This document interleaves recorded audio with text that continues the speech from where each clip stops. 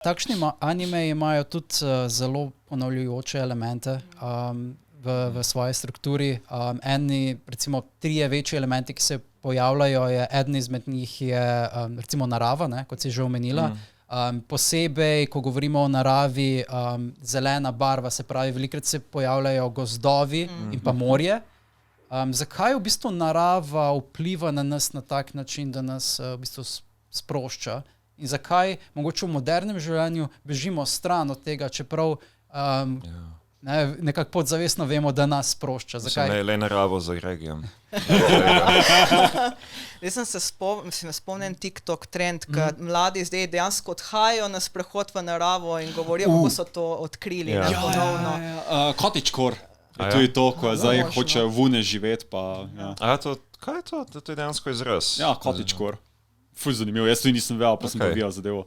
Pač narava, verjetno, ne vem, je to na podlagi naših možganov, da tako pomirja, pa kadar hodiš v naravo, itak se sprostiš, opazuješ naravo, malo odmisliš stvari.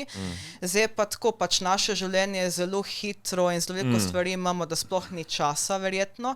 Dostikrat se mi zdi, tudi ljudje povezujejo naravo z nekim športom, mi pa moramo iti v hrib, pa moramo zdaj ful športati, ne iti samo na sprehod, ne.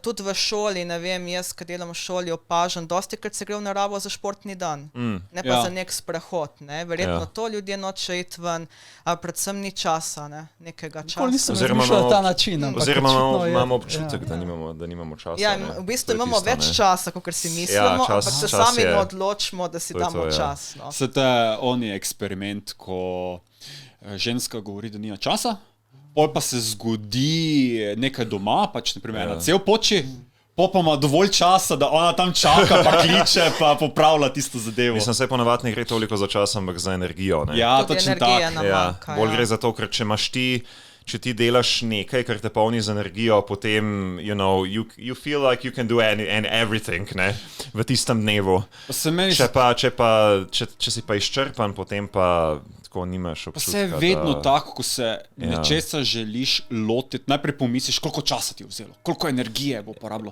In potem se že takrat ustaviš, ker že rečeš, ne, to je pa preveč, ne za danes, ne. Ker jutri bo toliko boljše, ne. Jaz se spomnim, da sem v otroštvu nekoč obiskal kraj v gozdu, kjer so bili različni kamni in ko se jih dotakneš, naj bi dobil neko drugačno energijo. Kot psihologinja mi lahko poveš, a je dejansko kakšen efekt v teh kamnih? Je, placebo efekt. Ja, placebo je to. Ampak zakaj obstajajo recimo prav takšni organizirani prostori, kjer se to dogaja in na podlagi kakšnih znanstvenih dokazov dejansko oni lahko trdijo, da ti kamni delujejo, oziroma sploh rabijo kakšna dokazila. Kaj je to zdaj območje bioenergetike? Neka bioenergija. Bolj ali manj. Ker se usedeš, pa ne bi te napolnilo z energijo. Ampak z različno, vsak kamen naj bi imel nek drug, ne vem, prostor v možganih, ki naj bi te pomirja. Se je vse v redu, dokler ne začnejo pet, ne? Tako kot se zgodi Midsommar, ali kaj takega. Zdaj jaz nisem brala nobene raziskave, ki je to raziskala, mogoče obstaja, tako da znanstveno jaz ne vem, kaj je na tam, ne. A si mi samo predstavljamo, pa je to kot placebo efekt, ne. Se placebo efekt, ne, just like it's real and it's strong, ne. Ali pa ravno, kar najbolj deluje, je to, da so v naravi. Ja, ker mi takrat verjetno se usedemo, se vzamemo čas zase, imamo občutek, da res se nekaj dogaja, se zdravimo, ne. Kinda like tisti efekt menihov oziroma samo lahko je pa tudi socialni efekt, ker so ti drugi povedali, se to dogaja in hočeš biti del skupine in boš šel to narediti zaradi tega, ker skupina to dela. In če te poveže z drugimi ljudmi, to je tudi zelo zdravilno. To je to. Ker mislim, se največje zdravje še vedno povezava človeška. Ja, se zaradi tega pravim, da kar se tiče religij, katoliška religija ali kaj tasga, pač, mislim, krščanska, katoliška religija, ima še vedno ta benefit, da povezuje ljudi, ne. Sploh preko teh obredov, ki jih izvajajo periodično. Neka tradicija je tudi, ne, in se širi iz roda v rod. Ampak to je dobra ideja, ne, da se naredi neko raziskavo s teh kamnov.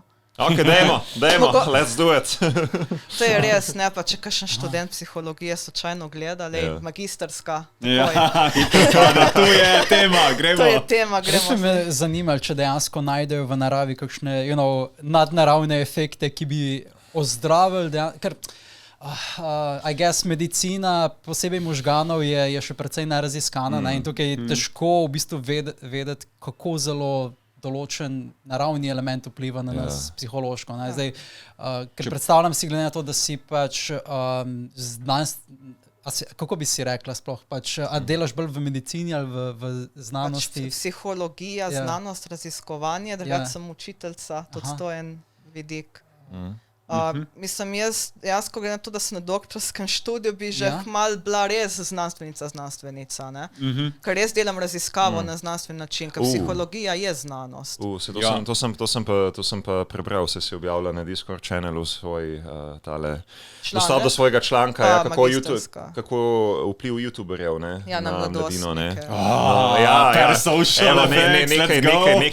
Nekaj, kar je tudi aktualno za naš podcast, ne? Z veseljem bi se dotaknil te teme, ampak sem, da zaključim svojo... Že tem, kako bi se radi pogovarjali, psihologija je tako zabavna.